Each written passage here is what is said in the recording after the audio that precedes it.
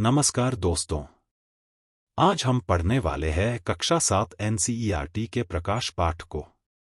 यहाँ पर आपको एनसीईआरटी की सारे पाठ को पढ़ाया जाएगा। कृपया चैनल से जुड़े रहे। चलिए शुरू करते हैं। प्रकाश सरल रेखा के अनुदिश गमन करता है। दर्पण अपने ऊपर पड़ने वाले प्रकाश की दिशा को बदल देता है।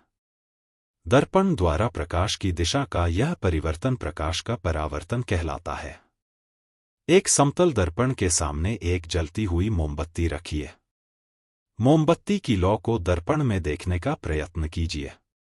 ऐसा प्रतीत होता है जैसे कि इसी प्रकार की एक मोमबत्ती दर्पण के पीछे रखी हो। जो मोमबत्ती दर्पण के पीछे रखी प्रतीत होती है, दर्पण द्वारा बनाया गया मोमबत्ती का प्रतिबिंब है। यहाँ मोमबत्ती किसी बिंब, वस्तु का उदाहरण है। समतल दर्पण द्वारा बनने वाला प्रतिबिंब दर्पण में सीधा तथा बिंब के समान आमाप, साइज का दिखाई देता है। प्रतिबिंब में दक्षिण वाम दिखाई पड़ता है तथा वाम दक्षिण दिखाई पड़ता है।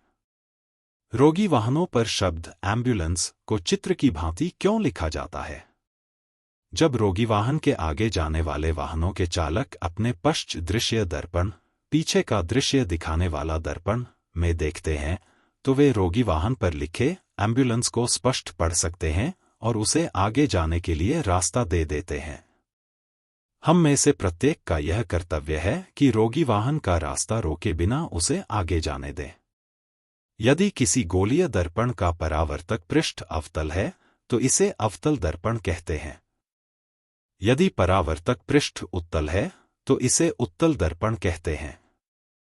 चम्मच का भीतरी पृष्ठ अवतल दर्पण की भांति कार्य करता है, जबकि इसका बाहरी पृष्ठ उत्तल दर्पण की भांति कार्य करता है। एक अवतल दर्पण लीजिए। इसके परावर्तक पृष्ठ को सूर्य की ओर रखकर पकड़िए। दर्पण से परावर्तित प्रकाश को एक कागज की शीट पर प्राप्त करने का प्रयत्न कीजिए। दर्पण तथा कागज की शीट को कुछ मिनट के लिए स्थिर रखिए। क्या कागज जलना प्रारंभ कर देता है? यह चमकदार बिंदु वास्तव में सूर्य का प्रतिबिंब है। ध्यान दीजिए, यह प्रतिबिंब पर्दे, कागज की शीट पर बन रहा है। पर्दे पर बनने वाले प्रतिबिंब को वास्तविक प्रतिबिंब कहते हैं। समतल दर्पण द्वारा बने मोमबत्ती की लौ के प्रतिबिंब को पर्दे पर प्राप्त नहीं किया जा सका था। इस प्रकार के प्रतिबिंब को आभासी प्रतिबिंब कहते हैं। अवतल दर्पण द्वारा बना प्रतिबिंब साइज में बिंब से छोटा या बड़ा हो सकता है। प्रतिबिंब वास्तविक अथवा आभासी भी हो सकता है। अवतल दर्पणों का उपयोग अनेक प्रयोजनों के लिए किया जाता है। संभवतः आपने डॉक्टरों को आंख, कान, नाक तथा गले का निरीक्षण करते समय अवतल दर्पण का उपयोग करते देखा होगा। दंत विशेषज्ञों द्वारा अवतल दर्पण का उपयोग दांतों का बड़ा प्रतिबिंब देखने के लिए किया जाता है। टॉर्च, कारों तथा स्कूटरों के अग्रदीप के परावर्तक पृष्ठ की आकृति भी अवतल है। साइकिल के घंटी का प्रवर्तक पृष्ठ उत्तल है। वाहनों के पार्श्व दर्पणों, साइड मिरर में उपयोग किए जाने वाले दर्पण उत्तल दर्पण हैं। उत्तल दर्पण अधिक क्षेत्र के दृश्य का प्रतिबिंब बना सकते हैं। अतः ये चालकों को पीछे के अपेक्षाकृत अधिक क्षेत्र के वाहनों को देखने में सहायता करते हैं। वे लेंस, जो किनारों की अपेक्षा बीच में मोटे प्रतीत होते हैं, उत्तल लेंस कहलाते हैं। उत्तल लेंस उस पर पड़ने वाले आपतित प्रकाश को अभिसरित अंदर की ओर मोड़ना कर देता है। इसीलिए इसे अभिसारी लेंस भी कहते हैं। उत्तल लेंस को आवर्धित लेंस की भांति उपयोग किया जाता है। जो किनारों की अपेक्षा बीच में पतले महसूस होते हैं, अवतल लेंस कहलाते हैं। अवतल लेंस आपतित प्रकाश को अपसरित बाहर की ओर मोड़ना करता है। अतः इसे अपसारी लेंस कहते हैं।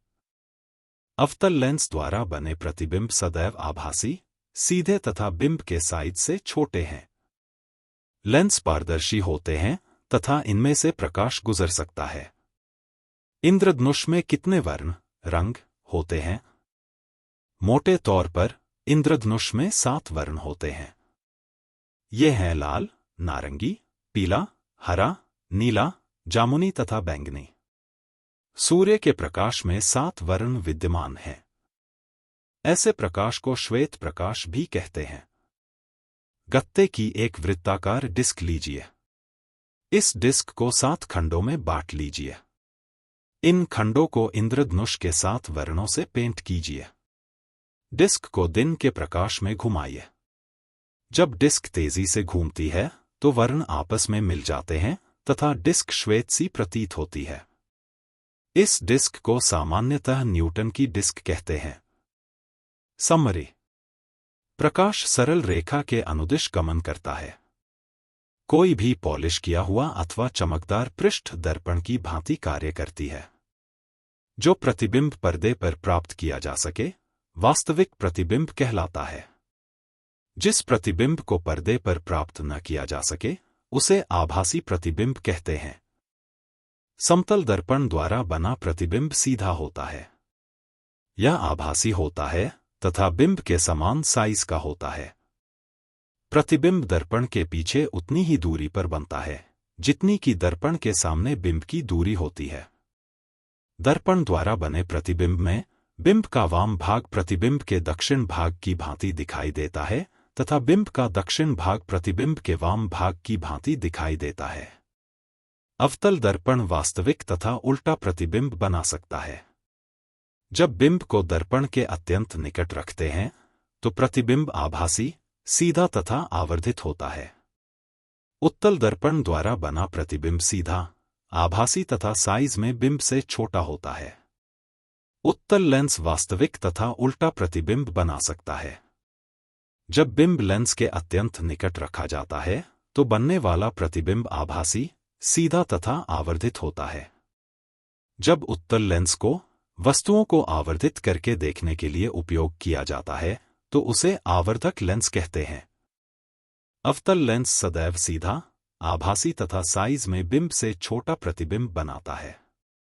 श्वेत प्रकाश 7 वर्णों का मिश्रण है। इसी तरह के और भी वीडियो देखने के लिए और आने वाले परीक्षाओं में बेहतरीन प्रदर्शन करने हेतु चैनल को सब्सक्राइब करें। धन्यवाद।